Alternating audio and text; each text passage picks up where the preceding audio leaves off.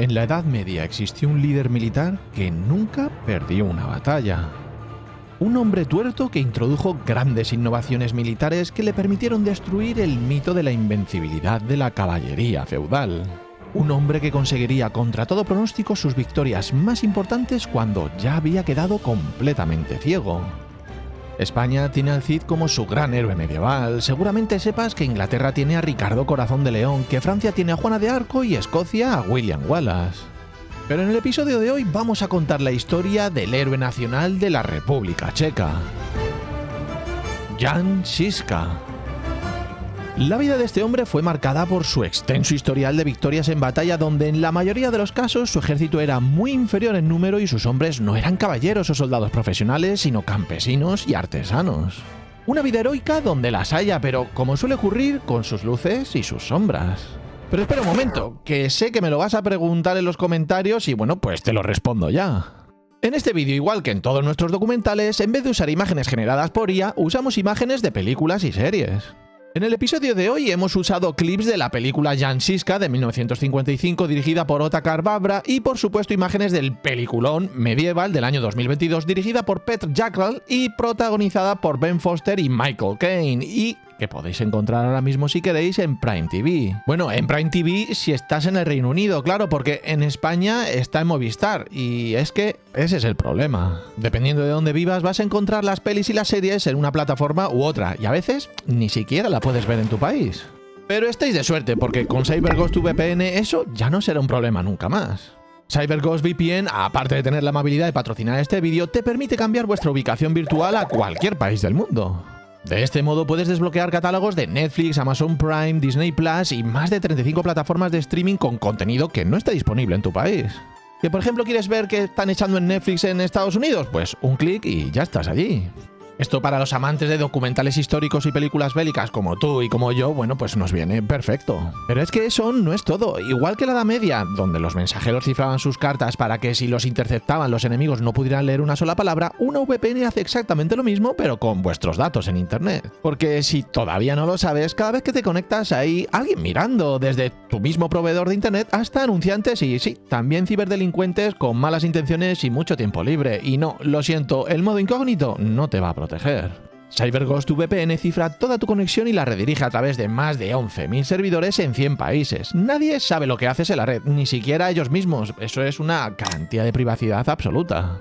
Yo es la VPN que utilizo todos los días. Bueno, yo y otros 38 millones de personas en todo el mundo. Y además es la VPN más recomendada en Trustpilot. Vamos, que por eso te la recomiendo a ti también. Funciona en Windows, en Mac, en iOS, Android, Smart TVs, consolas, vamos, en todo. Y con una sola suscripción podéis proteger hasta 7 dispositivos a la vez. Lo puedes compartir con tu familia, con tus colegas, con tu novia, bueno, o con quien tú quieras.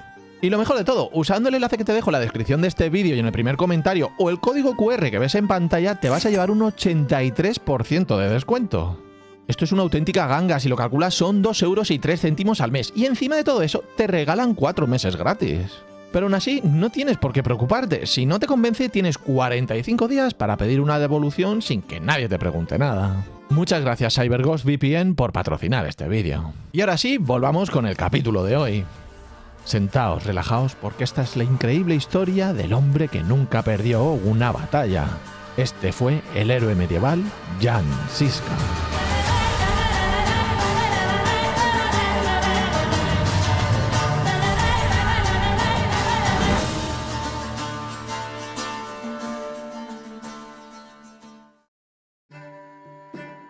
Muy buenas a todos, soy Escocés y para conocer la figura de Jan Žižka, primero vamos a hacer como solemos hacer en estos vídeos. Vamos a entender el contexto histórico en el que nació y vivió. A finales del siglo XIV, la cristiandad occidental vivía uno de los peores momentos institucionales. Era el cisma de Occidente. En aquel momento había 2 papas y durante un pequeño periodo de tiempo llegaron a haber 3. Entre ellos estaban excomulgando continuamente y cada uno alegaba ser el único legítimo. Tú imagínate la escena, la máxima autoridad espiritual de Europa partida en 2 o incluso en 3 facciones que se estaban declarando herejes entre sí. Si la cabeza de la iglesia estaba así de fracturada, a ojo de la gente le quedaba muy poca credibilidad. Ese en el plano de la cristiandad, pero fijémonos ahora en Bohemia. A mediados del siglo XIV, Bohemia, lo que hoy en día es la República Checa, no era ningún reino pobre y olvidado. Era el corazón económico y político del Sacro Imperio Romano Germánico, con Praga como una de las ciudades más importantes de toda Europa.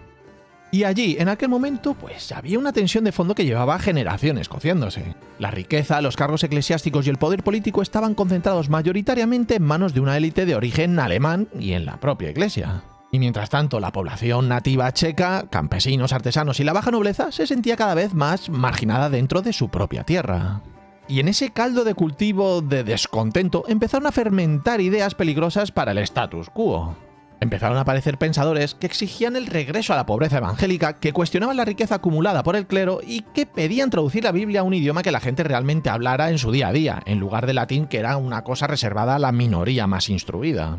Este es el terreno abonado, el ambiente preusita, que prepararía la llegada de un predicador concreto llamado Jan Hus, y con él el estallido de una revolución. Y no nos olvidemos de la misma importancia geográfica y el poder dentro de la misma Bohemia. Es que Praga en aquel momento era una de las capitales culturales y políticas más relevantes de toda Europa Central. Era la sede de una de las universidades más antiguas del continente, la Universidad Carolina, fundada en 1348. Y precisamente en ese ambiente universitario, entre profesores y estudiantes, es donde las ideas reformistas más críticas con la Iglesia encontraron un altavoz privilegiado.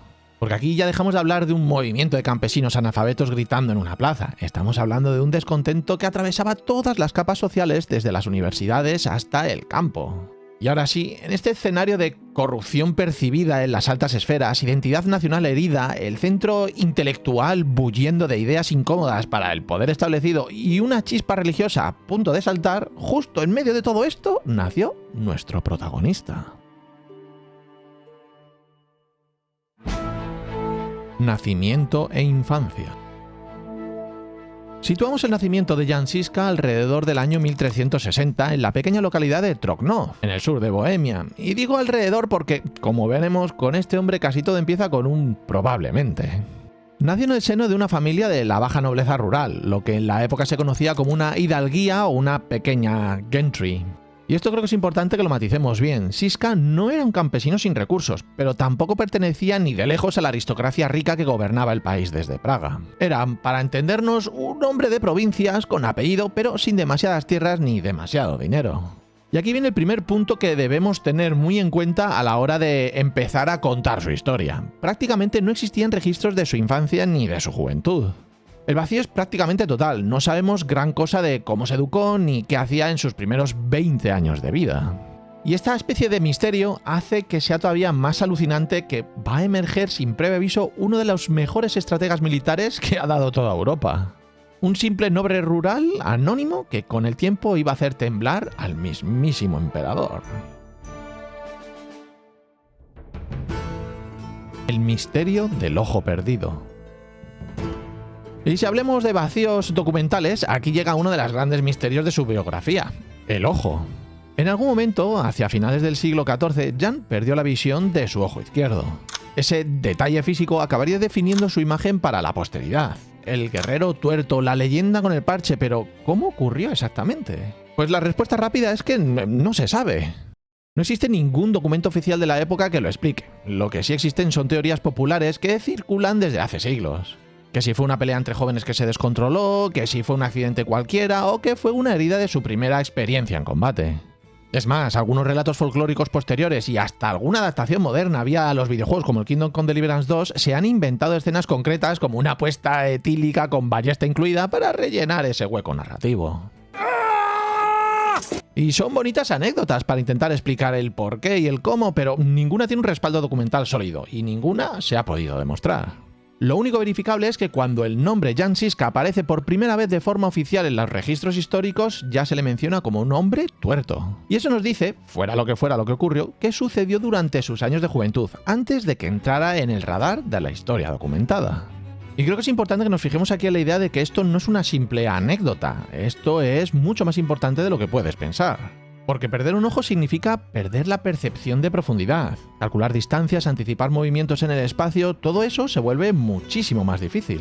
Si para cualquier persona ya es una limitación bastante seria, para un futuro comandante militar se supone que debería ser poco menos que una sentencia de mediocridad. Pero, spoiler alert, no fue así.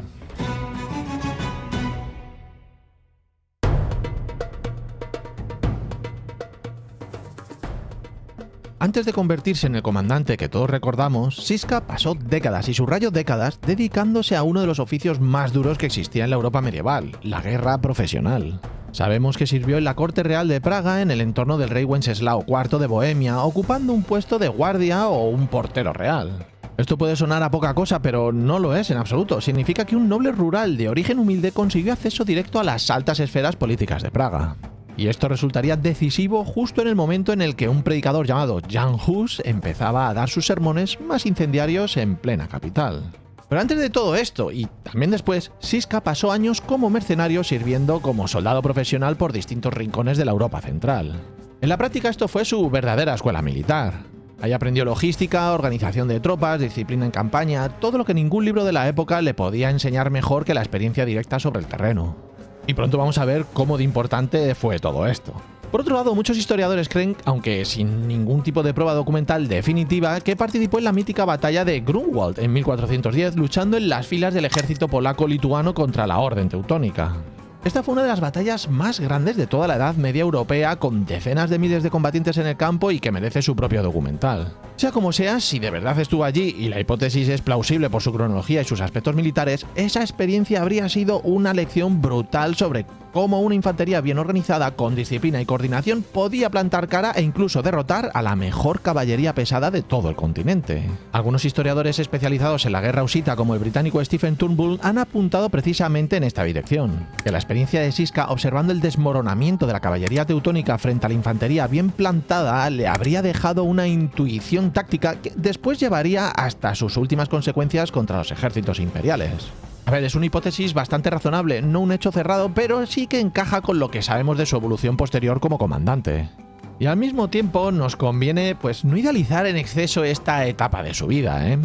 Y es que ser mercenario en la Europa de finales del siglo XIV no era una profesión precisamente honorable ni mucho menos estable. Implicaba servir al mejor postor, cambiar de bando cuando convenía y en ocasiones vivir al margen de la ley. Algún relato de la época incluso lo sitúa antes de asentarse en la corte, llevando una vida cercana al bandolerismo en los bosques de Bohemia. No hay que dulcificar la figura de Siska, era, ante todo, un superviviente curtido en décadas de violencia organizada mucho antes de convertirse en el icono que vamos a conocer a continuación.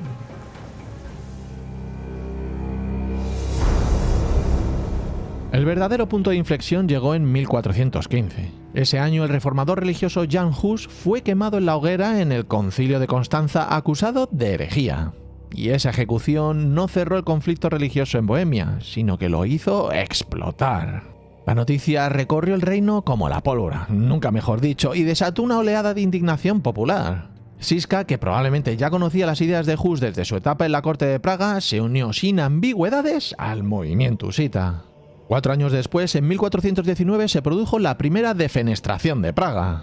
Una turba husita irrumpió en el ayuntamiento y arrojó por la ventana a varios concejales católicos. Fue la chispa final que dio comienzo a las guerras husitas. Y fue entonces, en ese momento de caos absoluto, cuando Jan Siska dejó de ser un mercenario para convertirse en el líder militar del bando husita. Y para que nos quede claro, antes de continuar, el bando husita eran los rebeldes checos que luchaban por reformar la iglesia y por defender su identidad frente al bando católico imperial encabezado por el emperador Segismundo del Sacro Imperio, respaldado directamente por el Papa. Con los dos bandos claros, digamos que Siska pasó de ser un soldado curtido a comandante revolucionario. Digamos que unificó bajo un mismo estandarte a campesinos, artesanos y nobles descontentos contra lo que ellos veían como una invasión extranjera disfrazada de cruzada religiosa.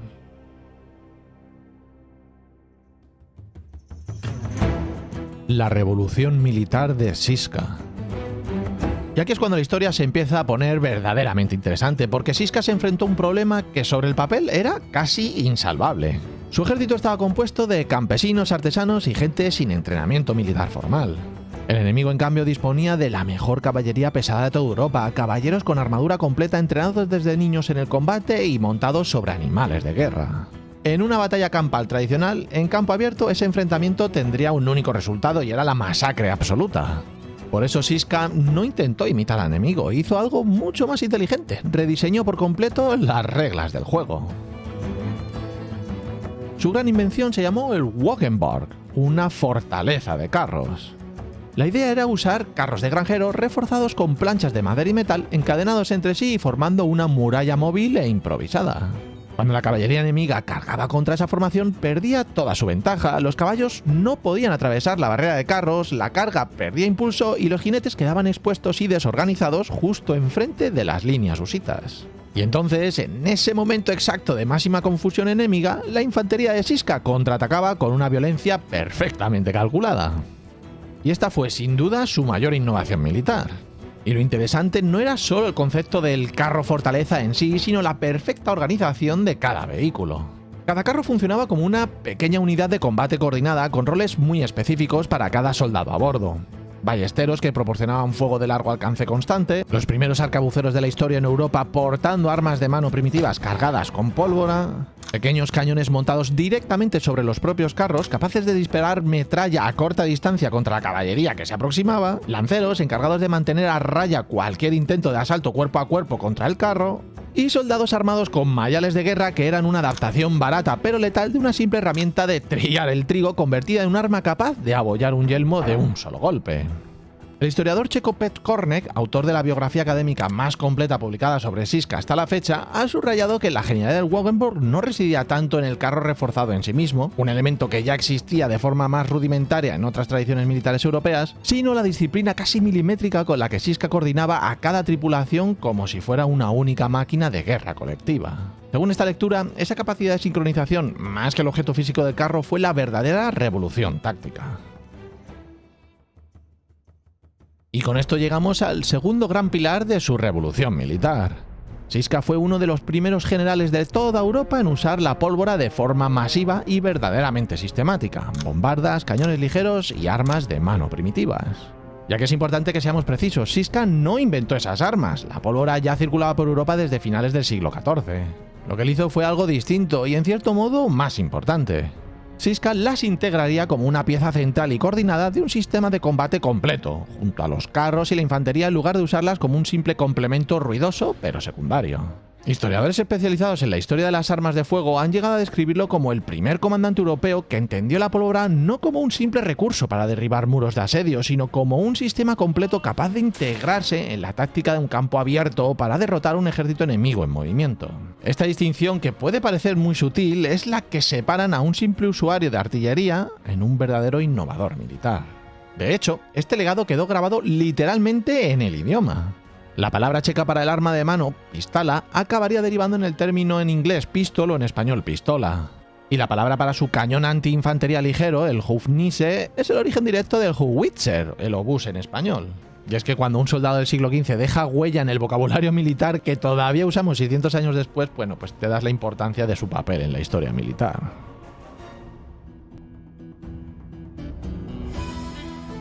Grandes batallas.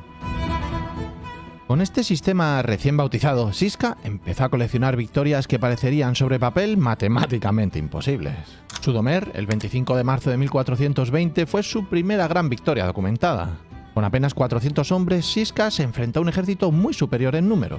Consiguió la victoria gracias a que situó estratégicamente sus carros entre dos estanques, de forma que la caballería enemiga no tuviera espacio para maniobrar ni para rodear su posición. Claramente el terreno se convirtió en su aliado, la caballería quedó anulada y el Wagenburg demostró por primera vez en la práctica que su teoría funcionaba. Ese mismo año, en julio, en la colina de Vítok, durante la primera cruzada lanzada contra los husitas, Siska defendió otra posición estratégica clave a las afueras de Praga con apenas unos pocos cientos de hombres frente a un ejército imperial descomunal en comparación. Y venció. El emperador Segismundo se vio obligado a retirarse. A partir de ese momento, Siska pasó a ser considerado, sin discusión, el gran comandante militar del bando husita. Entre 1420 y 1421 encadenó una serie de campañas victoriosas por toda Europa Central que fueron construyendo su leyenda batalla tras batalla. Y cada una de esas victorias reforzaba una y otra vez los mismos principios. Disciplina extrema en sus tropas, aprovechamiento inteligente del terreno, carros fortificados como eje central, un sistema de armas de fuego y contraataques perfectamente sincronizados en el momento exacto de máxima debilidad enemiga. Y entonces, en junio de 1421, durante el asedio del castillo de Rabi, ocurrió algo que habría terminado la carrera de cualquier otro comandante. Una flecha lo alcanzó en su único ojo sano. Jan Žižka se quedó completamente ciego. Lejos de retirarse a descansar o de dejar el mando a otro, siguió frente a sus ejércitos. Sus oficiales le describían verbalmente la disposición del terreno, la posición del enemigo, los movimientos de tropas, y él, únicamente a partir de esa información oral, seguía tomando las decisiones tácticas, coordinando ataques y sí, ganando un montón de batallas. Sinceramente, cuesta mucho encontrar en toda la historia militar, y no solo la medieval, un caso de liderazgo tan extremo como este. Y antes de meternos en lo que probablemente sea el momento más brutal de toda su carrera, quiero hacer un pequeño paréntesis para comentar cómo el cine y los videojuegos han retratado a Žižka durante estos años. En el 2022 se estrenó la película Medieval, dirigida por el checo Pete Jackal y protagonizada por Ben Foster en el papel de Žižka y con Michael Caine incluido en el reparto. Fue, de hecho, la película checa más cara jamás producida hasta la fecha. La peli se centra en la etapa mercenaria de Žižka antes del estallido de las guerras husitas, con bastantes licencias dramáticas. Por ejemplo, incluye una trama romántica completamente inventada para darle un motor emocional a la historia. El propio director reconoció públicamente que priorizó el impacto narrativo sobre el rigor absoluto, precisamente porque, como hemos visto en este vídeo, existen enormes lagunas documentales sobre los primeros años de Žižka que dejan mucho margen a la ficción. Y para los que preferís los mandos a las palomitas, bueno, pues seguramente si habéis jugado Kingdom Come Deliverance 2 os habréis cruzado con Jan Žižka. El juego lo presenta en la etapa poco conocida de su vida, cuando todavía era mercenario, muchos años antes de convertirse en el legendario comandante de las guerras husitas. Fiel a su apuesta por recrear la bohemia medieval con el mayor rigor posible, Warhorse Studios combina los hechos históricos conocidos con licencias narrativas para dar vida a uno de los personajes más fascinantes de la historia checa. Que por cierto, no hemos encontrado imágenes en ninguna película o serie en la que aparezca Jan Žižka completamente ciego, así que en lo que queda de episodio le representaremos tuerto. Pero ojo, no olvides que desde ahora ya había perdido la vista del todo. Pero para mí lo verdaderamente curioso es que ni el cine ni los videojuegos necesitan exagerar demasiado con este personaje. Los hechos documentados ya vienen con suficiente dramatismo incorporado, lo que vamos a ver a continuación os lo va a demostrar. La batalla de Kutna Hora. En el invierno de 1421, Žižka, ya totalmente ciego, se enfrentó a la peor situación de toda su carrera. Un enorme ejército imperial católico había logrado rodear por completo a las fuerzas husitas en la región de Kutna Hora, en pleno invierno centroeuropeo. Sin vías de escape, sin refuerzos a la vista, el enemigo ya celebraba literalmente el fin de la rebelión husita. Para ellos aquello era el final de la partida. Y aquí es donde Žižka hizo algo que ningún manual de estrategia militar de la época contemplaba. En lugar de rendirse, en lugar de intentar una defensa estática esperando un milagro, Žižka ordenó en mitad de la noche una contraofensiva que rozaba lo suicida. Formó sus carros de combate en una columna compacta, un auténtico ariete blindado improvisado, y avanzó directamente contra las líneas del cerco enemigo. Tú imagínate la escena desde el punto de vista de los caballeros imperiales. Es de noche, hace un frío que corta y de repente ves avanzar hacia ellos sin frenar, sin dudar ni un segundo, una columna de carros que dispara sin parar todas sus artillerías, sus cañones, sus armas de fuego a bocajarro y en pleno movimiento. Un bombardeo continuo mientras la formación entera avanzaba directamente hacia ellos. Fue un verdadero caos y terror entre las filas imperiales. Y lo mejor de todo es que funcionó. Žižka logró romper el cerco, sacó a sus hombres de la trampa mortal en la que estaban atrapados y, bueno, continuaron con vida. Pero es que no solo se conformó con escapar. Días después regresó con refuerzos y ejecutó un contraataque fulminante que aplastó por completo el ejército imperial en plena retirada, todavía desorganizada tras la sorpresa de la noche anterior. Žižka pasó de la derrota total a la victoria absoluta en cuestión de días, y recordemos que completamente ciego. No es exagerado decir que muchos historiadores consideran esta huida y este contraataque como una de las maniobras más brillantes y heroicas de todo el siglo XIV en la Europa medieval. El historiador estadounidense Victor Barney, autor de una de las biografías modernas de referencia sobre Žižka en lengua inglesa, ha llegado a calificar la ruptura del cerco de Kutna Hora como el momento en el que un comandante ciego demostró que la visión táctica no depende únicamente de los ojos, sino de la capacidad de leer una batalla a través de la información que la proporcionan sus subordinados. Y este episodio consolidó de forma definitiva la imagen de Žižka como un genio militar invencible. El comandante invencible. Durante los 2 años siguientes, Žižka simplemente siguió haciendo lo que mejor sabía hacer: ganar, ganar y ganar. derrotó uno tras otro los nuevos ejércitos cruzados enviados contra él. En Namensi Brod, en 1422, aplastó los restos de las fuerzas imperiales que huían tras el Kut-Naora. En Orise, en 1423, y en Stroudsford, en 1424, volvió a imponerse frente a fuerzas enemigas que sobre el papel deberían haber tenido ventaja. Y en Malesov, también en 1424, hizo algo especialmente ingenioso. Además de emplear sus habituales carros fortificados, aprovechó una pendiente natural del terreno para lanzar carros cargados de piedras cuesta abajo contra las líneas enemigas antes de lanzar su ataque principal. Una muestra más de que su genio no estaba solo en el diseño de un sistema táctico fijo, sino en su capacidad constante de leer el terreno y adaptarse a él en tiempo real. A estas alturas de su carrera, los principios de Siska estaban ya completamente claros. Disciplina extrema entre sus tropas, aprovechamiento inteligente del terreno, infantería coordinada con precisión, carros fortificados como columna vertebral del ejército, armas de fuego integradas en cada fase del combate y ataques rápidos y decisivos en el instante exacto en el que el enemigo perdía la formación. Y que quede claro que Siska nunca abandonó este sistema. ¿Por qué iba a hacerlo? Nadie, absolutamente nadie, consiguió encontrar una respuesta táctica eficaz mientras él seguía con vida.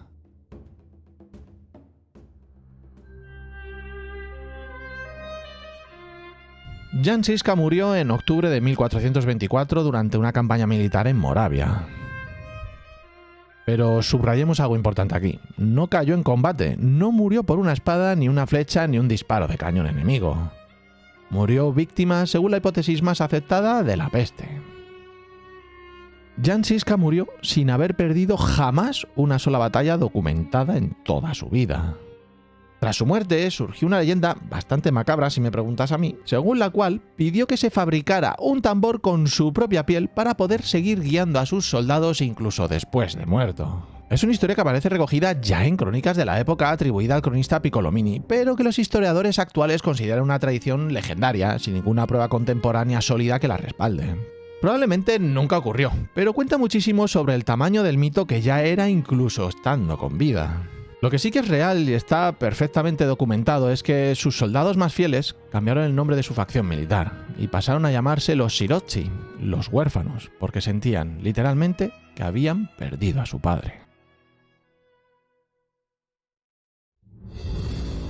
Žižka fue un noble casi desconocido que convirtió a campesinos y artesanos en un ejército capaz de derrotar una y otra vez a la mejor caballería de Europa. Transformó carros de granjero en fortalezas móviles, herramientas de campo en armas y fue uno de los primeros comandantes en integrar la pólvora en un sistema de combate realmente eficaz. Sus tácticas fueron tan innovadoras que algunos historiadores lo consideran el lejano precursor de la guerra mecanizada. Una fortaleza blindada que avanzaba mientras disparaba, siglos antes de los primeros tanques. El historiador Frederick Heimann escribió que muy pocos comandantes europeos cambiaron de forma tan profunda la manera de hacer la guerra con tan pocos recursos. Žižka no solo ganó batallas, cambió las reglas del juego. Pero para mí, lo más extraordinario de todo es que perdió la vista por completo y aún así, nunca perdió una batalla. Quizá por eso, más de 600 años después, estemos aquí hablando de él. Porque a veces la realidad es tan extraordinaria que parece inventada. Y ahora, como siempre, la pregunta es para ti. ¿Crees que hay algún líder militar medieval mejor que Žižka? ¿Cuál es tu héroe medieval favorito? ¿Vas a aprovechar la increíble oferta de CyberGhost VPN de 83% de descuento más 4 meses gratis con el link de la descripción y el primer comentario de este vídeo o con el código QR que tienes en pantalla? Déjame saber tu respuesta en los comentarios. No olvides dejar un like si te ha gustado este episodio y sobre todo, nunca olvides que eres maravilloso.